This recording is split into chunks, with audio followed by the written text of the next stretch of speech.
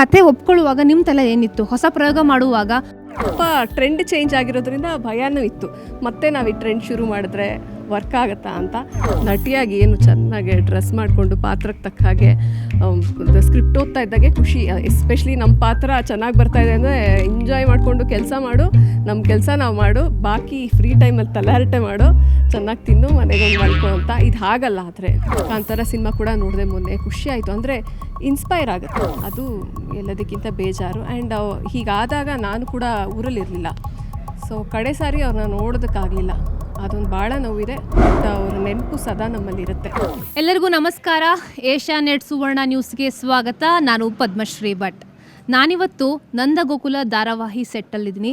ಇವತ್ತು ನನ್ನ ಜೊತೆ ನಟಿ ನಿರ್ಮಾಪಕಿ ಸಿಂಧು ಕಲ್ಯಾಣ್ ಅವರಿದ್ದಾರೆ. ಈ ಹಿಂದೆ ಸಾಕಷ್ಟು ಧಾರಾವಾಹಿಗಳಲ್ಲಿ ಅವರು ನಟಿಸಿದರು, ನೀವೆಲ್ಲರೂ ನೋಡಿರ್ತೀರ. ಕಾದಂಬರಿ ಧಾರಾವಾಹಿಯಲ್ಲಿ ನಟಿಸಿದ್ದನ್ನು ನೀವು ನೋಡಿರ್ಬೋದು. ಸಾಕಷ್ಟು ವರ್ಷಗಳ ಹಿಂದೆ ಈ ಧಾರಾವಾಹಿ ಪ್ರಸಾರವಾಗ್ತಿರುವಂಥದ್ದು. ಅಂದು ಹೇಗಿದ್ರೋ ಇವತ್ತು ಕೂಡ ಹಾಗೇ ಇದ್ದಾರೆ. ಏನು ಇವರ ಸೀಕ್ರೆಟ್ ಅನ್ನೋದನ್ನು ಕೇಳಿ ತಿಳ್ಕೊಳ್ಳೋಣ. ಹೇಗಿದ್ದೀರಾ ಮೇಡಮ್? ಮೊದಲಿಗೆ ಚೆನ್ನಾಗಿದ್ದೀನಿ. ಮೊದಲನೇದಾಗಿ ಎಲ್ರಿಗೂ ನಮಸ್ಕಾರ. ಕಾದಂಬರಿ ಧಾರಾವಾಹಿ ಸಾಕಷ್ಟು ವರ್ಷಗಳ ಹಿಂದೆ ಪ್ರಸಾರ ಆಗಿರುವಂಥದ್ದು. ಅವತ್ತು ಹೇಗಿದ್ದೀರೋ ಇವತ್ತು ಹಾಗೇ ಇದ್ದೀರಾ. ಏನು ಸೀಕ್ರೆಟ್ ನಮ್ಮ ವೀಕ್ಷಕರಿಗೆ ರಿವೀಲ್ ಮಾಡ್ಬೋದಾ? Thank you so much. ಮೊದಲನೇದಾಗ ಫಸ್ಟು ತುಂಬ ಖುಷಿ ಆಗ್ತಾಯಿದೆ ಹಂಗೆ ಹೇಳಿದ್ದು. ಬಿಕಾಸ್ ನಾವು ಯೂಶ್ವಲಿ ಆನ್ ಸ್ಕ್ರೀನ್ ಅಂದರೆ ಮೆಚ್ಯೂರ್ ಕ್ಯಾರೆಕ್ಟರ್ಸ್ ಮಾಡ್ತಾ ಇರ್ತೀವಿ. ಬಿಕಾಸ್ ಭಾಳ ವರ್ಷಗಳಿಂದ ಇಂಡಸ್ಟ್ರಿನಲ್ಲಿದ್ದೀವಿ. ಹೋಗ್ತಾ ಹೋಗ್ತಾ ಗೊತ್ತಲ್ಲ, ಪ್ರಮೋಷನ್ ಬೇಗನೆ ಸಿಗ್ತಾ ಹೋಗುತ್ತೆ. ಸೊ ಹಿಂಗೆ ಹೇಳಿದ್ದು ಏನೋ ಒಂಥರ ಖುಷಿ ಆಗ್ತಾಯಿದೆ. ಸೀಕ್ರೆಟ್ ಅಂತ ಏನೂ ಇಲ್ಲ ರೀ. ಆರ್ಟಿಸ್ಟ್ ಆದಮೇಲೆ ಅಂದರೆ ಒಂದು ಡಿಸಿಪ್ಲಿನ್ ಅಂತ ಖಂಡಿತ ಇರುತ್ತೆ, ಅದು ಎಲ್ರಿಗೂ ಗೊತ್ತು. ಫುಡ್ಡಲ್ಲಿರ್ಬೋದು ಅಥವಾ ಎಕ್ಸಸೈಸಲ್ಲಿರ್ಬೋದು, ಮೇ ಬಿ ಅದರಿಂದ. ಆಮೇಲೆ ಕಾನ್ಸ್ಟೆಂಟಾಗಿ ಆನ್ ಸ್ಕ್ರೀನ್ ಬರ್ತಾ ಇರೋದ್ರಿಂದ ಸ್ವಲ್ಪ ಕಾನ್ಷಿಯಸ್ ಆಗಿರ್ತೀವಲ್ಲ, ಹಾಗಾಗಿ ಸ್ವಲ್ಪ ಮೇಂಟೈನ್ ಆಗ್ತದೆ. ಕೊನೆಯದಾಗಿ ಗಟ್ಟಿಮೇಳ ಧಾರಾವಾಹಿಯಲ್ಲಿ ಕಾಣಿಸ್ಕೊಂಡಿದ್ರಿ. ಈಗ ನಂದಗೋಕುಲ ಧಾರಾವಾಹಿಯ ನಿರ್ಮಾಪಕಿ ಆಗಿದ್ದೀರಾ. ಏನು ಹೇಳ್ತೀರಾ? ಏನು ಹೇಳಲಿ, ಥ್ಯಾಂಕ್ ಯು ಅಷ್ಟೇ. ಅಂದರೆ ಯೂನಿವರ್ಸ್ಗೆ ಅಂದರೆ ಇತ್ತು, ಅಂದರೆ ಭಾಳ ವರ್ಷಗಳಿಂದ ಇತ್ತು ನಿರ್ಮಾಣ ಮಾಡಬೇಕು ಅನ್ನೋದು. ಆದರೆ ಎಲ್ಲೂ ಹೇಳ್ತಾ ಇರಲಿಲ್ಲ ನಾನು, ಯಾಕಂದರೆ ಆಗೋವರೆಗೂ ಅಂದರೆ ನಮ್ಮಲ್ಲಿ ನಾವು ವರ್ಕ್ ಮಾಡ್ಕೋಬೇಕು, ವರ್ಕ್ ಆನ್ ಯುವರ್ ಸೆಲ್ಫ್ ಅಂತ ಹೇಳ್ತಾರಲ್ಲ, ಆಮೇಲೆ ಅದು ಖಂಡಿತ ಗೊತ್ತಾಗುತ್ತೆ ಎಲ್ಲರಿಗೂ ಅಂತ. ನನಗದು ಭಾಳ ಮುಂಚೆಯಿಂದ ತಲೆನಲ್ಲಿತ್ತು. ಯಾಕೆಂದರೆ ಪ್ರಾಸೆಸ್ ನೋಡ್ತಾ ಇರ್ತೀವಿ ಆ್ಯಕ್ಟ್ ಮಾಡೋವಾಗ. ಆ್ಯಂಡ್ ಎಷ್ಟೋ ಸಾರಿ ಆಲೋಚನೆ ಮುಂದುವರೆದು ಹೀಗಾಗಿದ್ರೆ ಚೆನ್ನಾಗಿರ್ತಾಯಿತ್ತು ಅಥವಾ ಇನ್ನೇನೋ ಮಾಡ್ಬೋದಾಗಿತ್ತು ಅಂತ ಖಂಡಿತ ಅಂದರೆ ಕಲಾವಿದರಿಗೆ ಥಾಟ್ಸ್ ಬರುತ್ತೆ ಅಲ್ವಾ. ಹಾಗಾಗಿ ಅದು ಯಾವಾಗಲೂ ಹುಟ್ಕೋತು ಮನಸ್ಸಲ್ಲಿ. ಈಗ ಎಲ್ಲ ಸಾಧ್ಯ ಆಯಿತು, ಎಲ್ಲ ಕೂಡಿ ಬಂತು. ನಂದಗೋಕುಲ ಶುರುವಾಯಿತು. ನಂದಗೋಕುಲ ಚೆನ್ನಾಗಾಗಿದೆ. ನೀವೆಲ್ಲರೂ ಹರಿಸಿ ಹಾರೈಸಿದ್ದೀರಾ. ಒಳ್ಳೆ ಪ್ರೋತ್ಸಾಹ ಸಿಗ್ತಾ ಇದೆ, ಒಳ್ಳೆ ಟೀಮ್ ಆಗಿದೆ. ಸೊ ಖುಷಿಯಾಗಿದ್ದೀನಿ. ನಂದಗೋಕುಲ ಧಾರಾವಾಹಿ 100 ಎಪಿಸೋಡ್ಗಳನ್ನು ಪೂರೈಸಿರುವಂಥದ್ದು ಹೇಗೆ ಅನಿಸ್ತಿದೆ? ಖುಷಿ ಆಗ್ತದೆ, ತುಂಬ ಖುಷಿ ಆಗ್ತದೆ. ಯಾಕೆಂದರೆ ಪ್ರಯತ್ನ ಎಲ್ಲರದ್ದು ಪ್ರಾಬಬ್ಲಿ 90% ಸಿನ್ಸಿಯರ್ ಆಗೇ ಇರುತ್ತೆ. ಅಂದರೆ ಎಲ್ಲರೂ ಒಂದು ವಿಷನ್ ಇಟ್ಕೊಂಡೇ ಸ್ಟಾರ್ಟ್ ಮಾಡ್ತಾರೆ, ಇಂಥದ್ದು ಏನೋ ಒಂದು ಮಾಡಬೇಕು ಅಂತ. ಆದರೆ ಜನರಿಂದ ಪ್ರೋತ್ಸಾಹ ಸಿಗುತ್ತಲ್ಲ, ಎಸ್ ಥ್ಯಾಂಕ್ಸ್ ಹೇಳಬೇಕಂದ್ರೆ ಲಾಂಗ್ ಲಿಸ್ಟೇ ಇದೆ. ನಮ್ಮ ವಾಹಿನಿ ಇರ್ಬೋದು, ನಮ್ಮ ಕಲರ್ಸ್ ಕನ್ನಡ, ಪ್ಲಸ್ ನಮ್ಮ ಇಡೀ ಟೀಮು, ಕಲಾವಿದರು, ತಂತ್ರಜ್ಞರು, ಯಾರ್ಯಾರು ಈ ನಂದಗೋಕುಲದಲ್ಲಿ ಭಾಗಿಯಾಗಿದ್ದಾರೋ ಎಲ್ಲರಿಗೂ ಥ್ಯಾಂಕ್ಸ್ ಹೇಳಬೇಕು. ಎಲ್ಲರಿಗೂ ಚಿರಋಣಿ. ಆದರೆ ನಾವು ಇಷ್ಟೆಲ್ಲ ಮಾಡಿದ್ದು ವರ್ಕ್ ಆಗಬೇಕಲ್ಲ, ಜನಕ್ಕೆ ಖುಷಿ ಆಗಬೇಕಲ್ಲ, ಅದು ಭಾಳ ಮುಖ್ಯ. ಅದಾಯಿತು ಅನ್ನೋದು ತುಂಬ ಸಂತೋಷದ ವಿಷಯ. ಈ 100 ಎಪಿಸೋಡ್ಸ್ ಜರ್ನಿ ಏನಿದೆ ಅಲ್ವಾ, ಭಾಳ ಕಲ್ತಿದ್ದೀನಿ. ನಿಜ ಹೇಳಬೇಕು ಅಂದರೆ ಕಲ್ತಿದ್ದೀನಿ, ಪ್ಲಸ್ ಎಂಜಾಯ್ ಮಾಡಿದ್ದೀನಿ. ಆ ಪ್ರಾಸೆಸ್ನ ಎಂಜಾಯ್ ಮಾಡಿದ್ದೀನಿ. ಜೊತೆಲಿ ಅದು ಅಕ್ಸೆಪ್ಟೆನ್ಸ್ ಸಿಕ್ತಲ್ಲ, ಜನ ಒಪ್ಕೊಂಡ್ರಲ್ಲ ನಮ್ಮನ್ನು, ಖುಷಿ. ನಂದಗೋಕುಲ 2 ಕುಟುಂಬಗಳ ಕತೆ. ಗಿರಿಜಾ ಲವ್ ಮಾಡ್ತಾಳೆ, ಜೊತೆಗೆ ನಂದಕುಮಾರ್ನನ್ನು ಮದುವೆ ಆಗುವಂಥದ್ದು. ಆದರೆ ತವರು ಮನೆಯವರು ಈ ಲವ್ವನ್ನು ಒಪ್ಪೋದಿಲ್ಲ, ಮದುವೆಯನ್ನು ಕೂಡ ಒಪ್ಪೋದಿಲ್ಲ, ದ್ವೇಷವನ್ನು ಮಾಡುವಂಥದ್ದು. ಒಂದು ಹೆಣ್ಣು ಪ್ರೀತಿ ಮಾಡಿ ಮದುವೆ ಆಗ್ತಾಳೆ, ಆದರೆ ತವರು ಮನೆಯ ಪ್ರೀತಿ ಅವಳಿಗೆ ಸಿಗೋದಿಲ್ಲ. ಈ ಒಂದು ತೊಳಲಾಟವನ್ನು ತುಂಬ ಸುಂದರವಾಗಿ ತೋರಿಸ್ತಾ ಇದ್ದೀರಾ ಅಂತ ವೀಕ್ಷಕರು ಹೇಳ್ತಾ ಇದ್ದಾರೆ. ವೀಕ್ಷಕರಿಂದ ಈ ರೀತಿಯ ಪ್ರತಿಕ್ರಿಯೆ ಸಿಕ್ಕಿದಾಗ ಹೇಗನ್ಸುತ್ತೆ? ಖುಷಿ ಆಗುತ್ತೆ. ಎಲ್ಲ ಪಾತ್ರಗಳನ್ನು ವೀಕ್ಷಕರು ತುಂಬ ಅಂದರೆ ಹತ್ತಿರ ಮಾಡ್ಕೊಂಡಿದ್ದಾರೆ. ಅಂದರೆ ನಮ್ಮ ಮನೆಯಲ್ಲೇ ನಡೀತಾ ಇರೋ ಇನ್ಸಿಡೆಂಟ್ ಅನ್ನೋ ಥರ ಫೀಲ್ ಮಾಡ್ಕೋತಾ ಇದ್ದಾರೆ. ಅದೊಂದು ಖುಷಿ. ತುಂಬ ಅಂದರೆ ಜನಗಳು ಹೇಳಿರೋದು, ಪ್ಲಸ್ ನಮ್ಮ ಉದ್ದೇಶ ಕೂಡ ಅದೇ ಆಗಿತ್ತು, ನೈಜವಾಗಿ ಬರಬೇಕು ಅಂತ.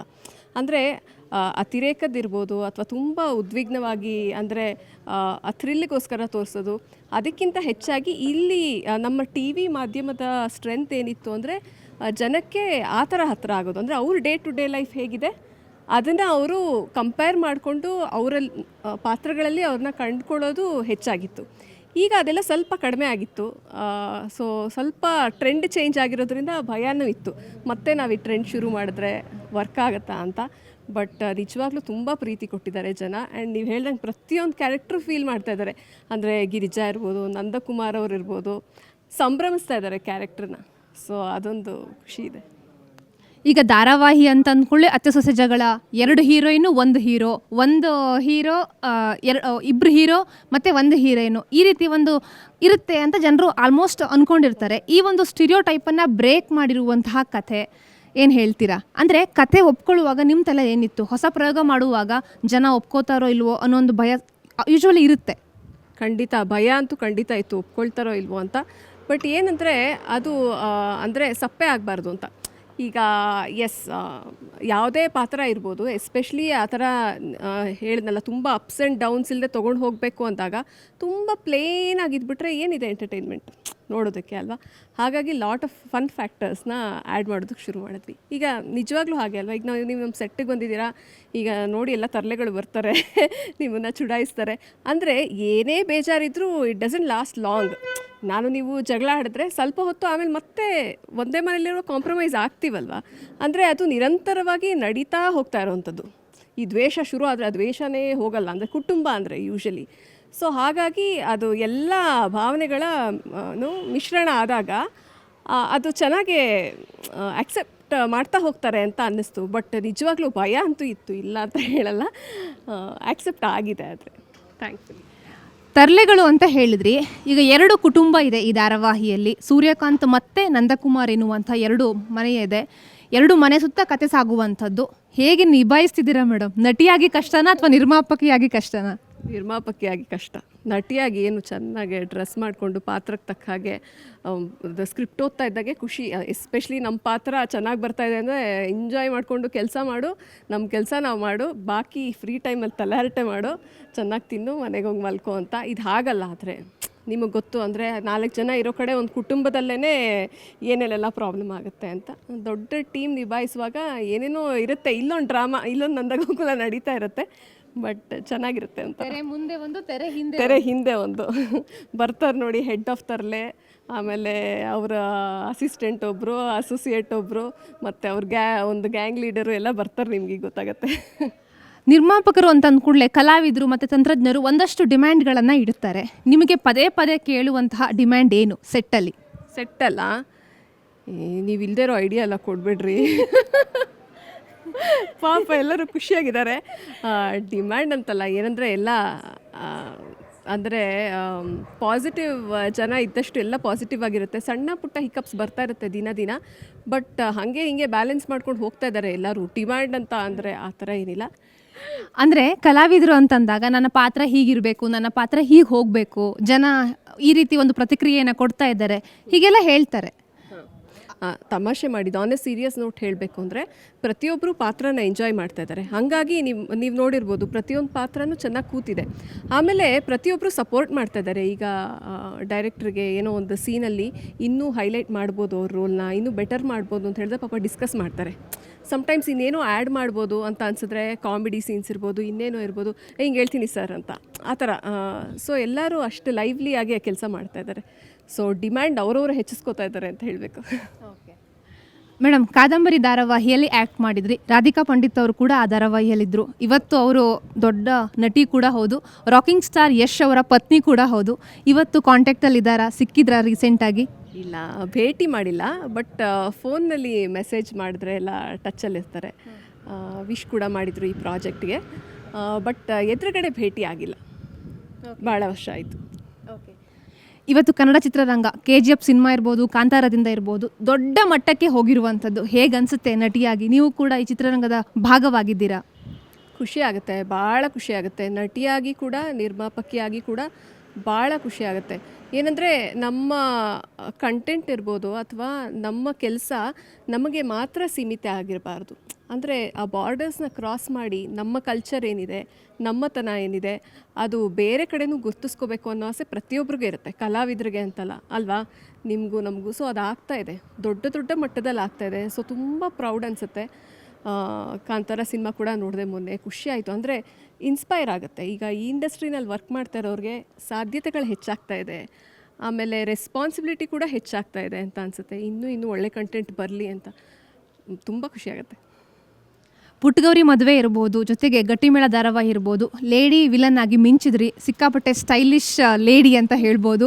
ಸಾಕಷ್ಟು ಜನರು ನಿಮ್ಮ ಪಾತ್ರವನ್ನು ನೋಡಿ ಹೊಗಳಿದ್ರು. ಈಗೇನು ಹೇಳ್ತಾರೆ? ತೆರೆ ಮೇಲೆ ಬಂದಿಲ್ಲ, ಗಟ್ಟಿಮೇಳ ಮುಗಿದ ಮೇಲೆ ತೆರೆಯಿಂದ ದೂರ ಇದ್ದೀರಾ? ತೆರೆಯಿಂದ ಅಂದರೆ ಈ ಕೆಲಸದಿಂದ ಯಾವತ್ತೂ ಪ್ರಾಬಬ್ಲಿ ದೂರ ಇರೋದಕ್ಕಾಗಲ್ಲ. ನಿಮಗೆ ಗೊತ್ತು, ಒನ್ಸ್ ಎನ್ ಆರ್ಟಿಸ್ಟ್ ಅಷ್ಟೇ, ಲೈಫೆಲ್ಲ ಅವರ ಆರ್ಟಿಸ್ಟೇ ಅಂತ.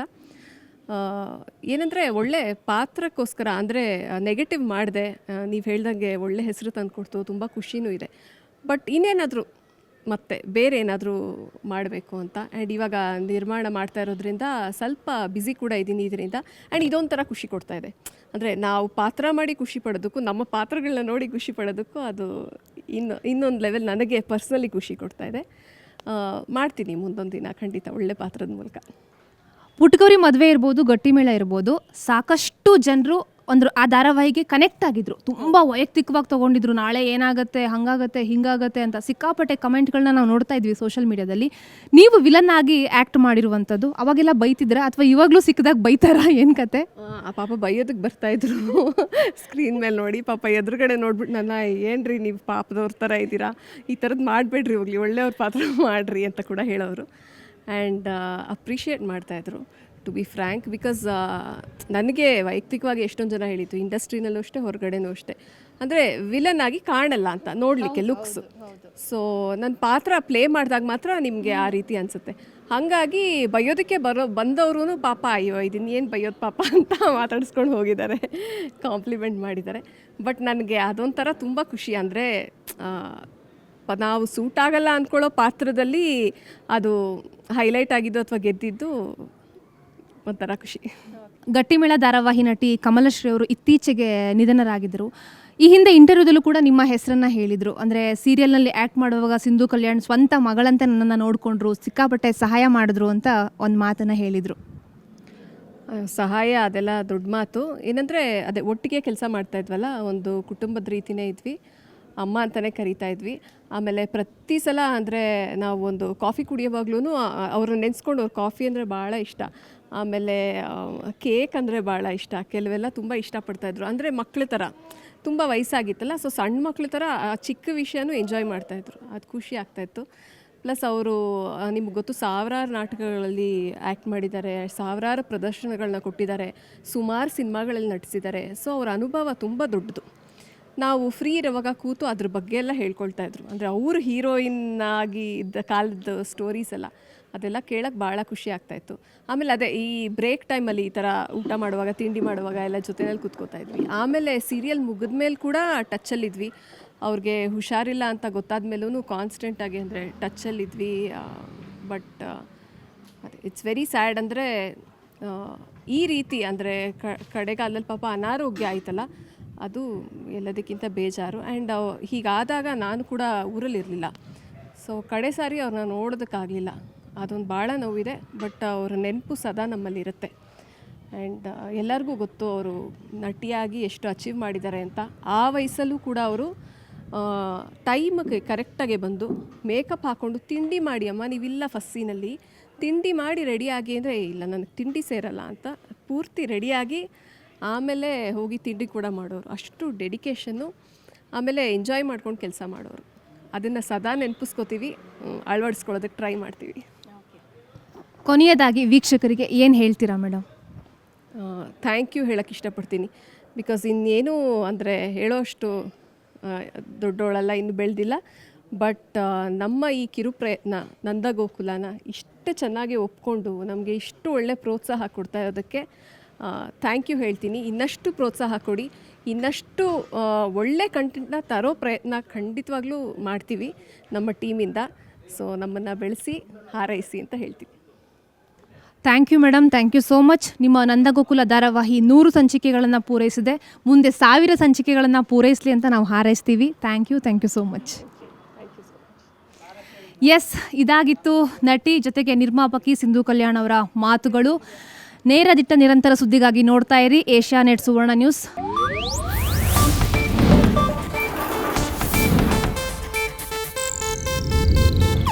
ಇದು ಏಷ್ಯಾನೆಟ್ ನ್ಯೂಸ್ ನೆಟ್ವರ್ಕ್ ಪ್ರಸ್ತುತಿ.